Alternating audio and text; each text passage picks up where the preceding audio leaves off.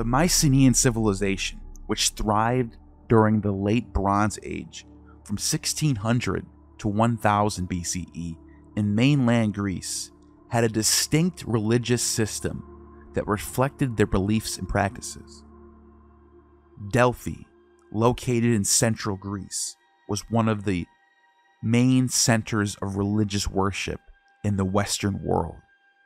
It was home to the famous Oracle of Delphi, where priestesses known as the Pythia delivered prophetic messages from the god Apollo. Dionysus was also considered to be buried here, and on the bottom of the mountain was a grove for Dionysus and a tomb for mourning. Delphi was a major religious sanctuary and attracted pilgrims from all over the world.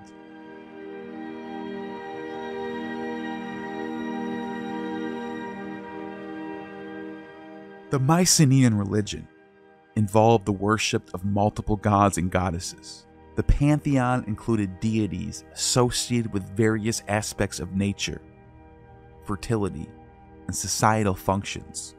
Some gods, like Zeus and Hera, would later become central figures in Greco-Roman mythology. The Mycenaean gods were generally depicted as anthropomorphic, with human-like attributes and personalities. They possessed distinct roles and domains, such as ruling the heavens, controlling natural phenomena, and governing specific aspects of human life. Ancestor worship and the veneration of the deceased heroes played a significant role in the Mycenaean religion. Ancestors were believed to have continued presence and influence in the lives of the living, and their worship aimed to maintain their favor and support. Mycenaean religion involved rituals and sacrifices conducted at sanctuaries, temples, and sacred sites. These rituals included animal sacrifices, libations, processions, and frenzies, including the use of many drugs and orgies. The rituals were performed by priests and priestesses who acted as intermediaries between the human and divine. The central religious structure in Mycenaean palaces was the megaron, which served as a place of worship and royal residence. It contained an altar or hearth for offerings and ceremonies, and the fire that was lit was to stay lit and never go out. Eternal fires.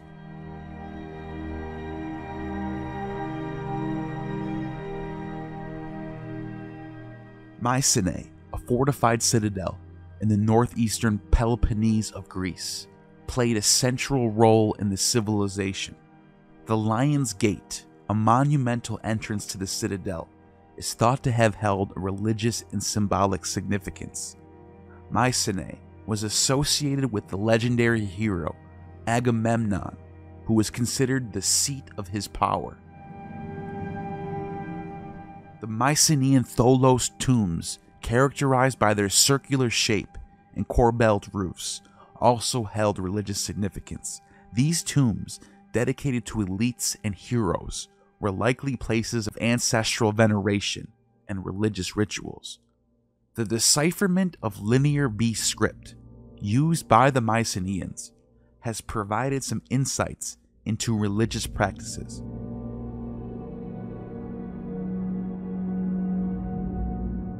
The worship of Dionysus was brought to mainland Greece from the Minoans, and his name shows up in the earliest Linear B inscriptions that exist. Dionysos, the Bronze Age inscriptions from 1500 to 1200 BCE, show his name as the Mycenaean Greek form of Zeus, Diwo, the second element, Nusos.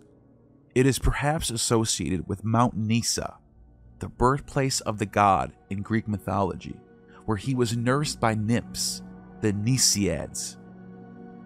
Thucydides of Syros, who I've already mentioned, of having access to the most ancient books that he said he got from the Phoenicians, had postulated Nusa as an archaic word that means tree, which is a pun on Bacchus as the vine, possibly connecting him with the ancient Sumerian god Ningishida, whose name means Lord of the Good Tree, and, like Dionysus, is connected to intoxication, serpents, and the underworld. It is possible that both descended from a common source. On a vase in Sophilos, the Mycenaeans are named Nusei. Nusei is a Thracian word that has the same meaning as nymphe or nymph, a word similar with nuos, which means daughter, bride, or law, connected through the Proto-Indo-European word nusos, which we even see in Sanskrit as snusa. The male form of nusos would make Dionysus the son of Zeus. Dionysus and Shiva are connected to the most ancient gods that predate writing itself. These connections across the ancient world suggest that Dionysus is prehistoric.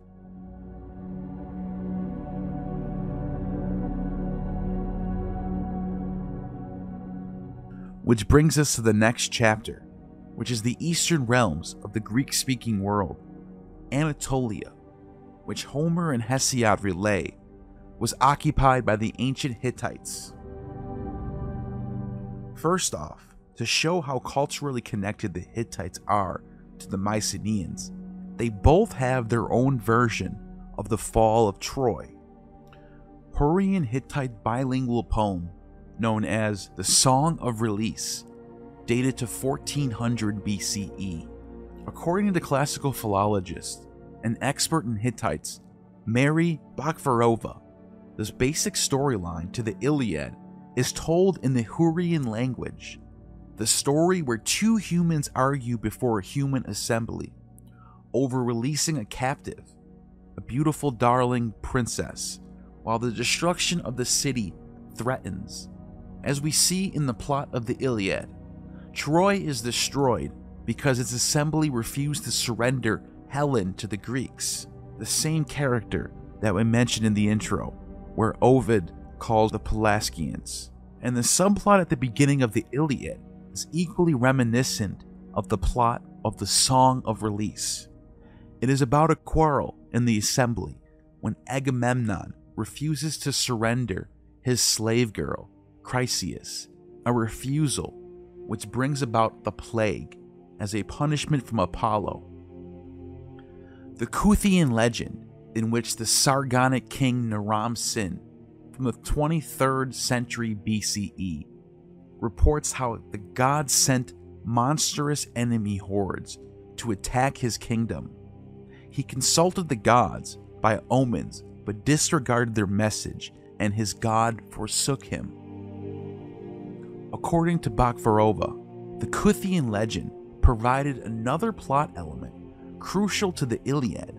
Hector, for all his might, was doomed because he, like Naram-Sin, misinterpreted the will of the gods, thinking that Zeus supported him, although he was forsaken by his god.